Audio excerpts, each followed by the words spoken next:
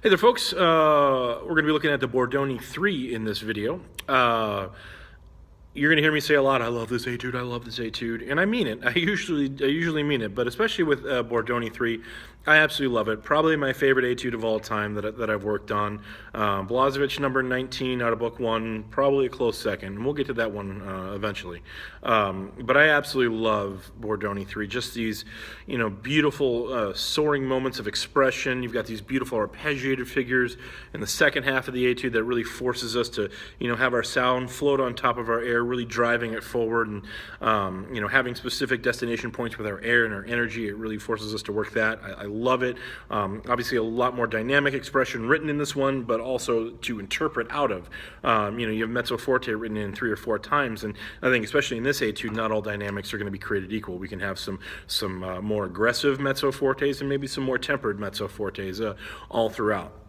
So what I tend to look for in this and what I work on both as a player and with my students is first and foremost, where are we going to breathe within the context of the phrase? I know you've heard me say before about breathing as much as we need to be musical, but not so much that it kills the phrase. In the tuba edition, and I started on the Rochu trombone edition back in high school, which is what I'm used to. And in that edition, if you look at measure 10, the phrase goes all the way through to measure through the C on beat 3. In the tuba edition, we have the phrase marking going to the E with the tenuto marking and then breaking it up, and the next phrase marking starts to C. I disagree with that. It's not what I'm used to, and that's not a good reason to disagree, but I do think I have a better explanation than, I just don't like the way that sounds, even though that's what my ear hears. You will have G, E, C. We're basically outlining a C major chord in second inversion. I guess not really second inversion, you get the point. We're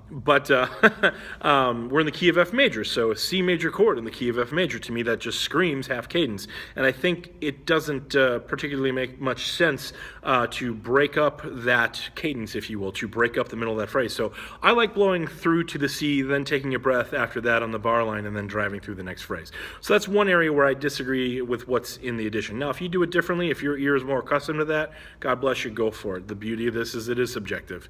But that's one thing you may hear that's not necessarily on the page. Secondly, being able to be very fluid with the grace notes, especially the coupling of 4 in measure 21. Now, if you're towards the beginning of your musical journey, or maybe if you've taken some time off and are getting back on the saddle, if you will, I think there's a couple ways we can do these grace notes. Now, for my younger students, I just have them play that A half note as a quarter note, and then treat the grace notes as 16th notes. So just something simple. To really get them used to not being afraid of playing grace notes. A lot of younger players, they see the grace notes and they're either intimidated by them or don't know how to go about it. So I think that's a great, simple way to incorporate them into your interpretations and into your performances without going too crazy and having to freak out about, I got to play these really, really fast. We'll get there eventually. Slow and steady wins the race. Unless it's an actual race, then you should probably go as fast as you can. But I digress. So that's how I would start, especially if you were a younger player towards the beginning of your journey, or like I said, just kind of maybe brushing off some of the rust with these puppies.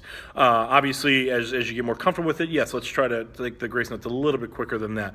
But don't force it. Keep it nice and steady, and go at your pace, and just trust your air and let the fingers do the work for you.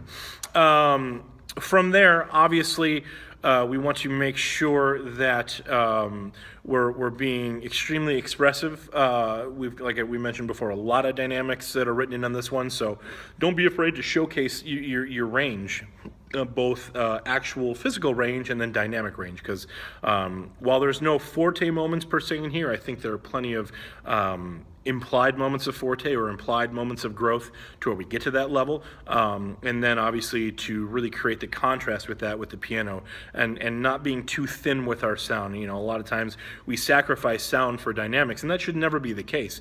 Sound is the most important thing, especially as tuba players.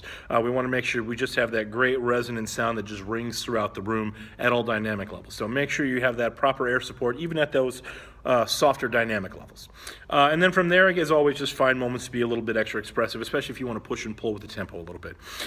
So without further ado, here's Bordogni number 3.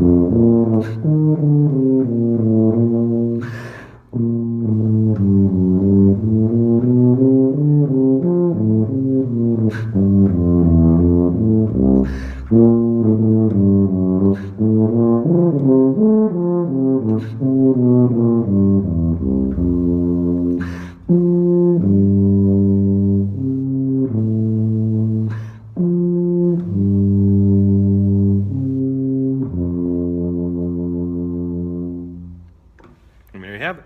Happy practicing.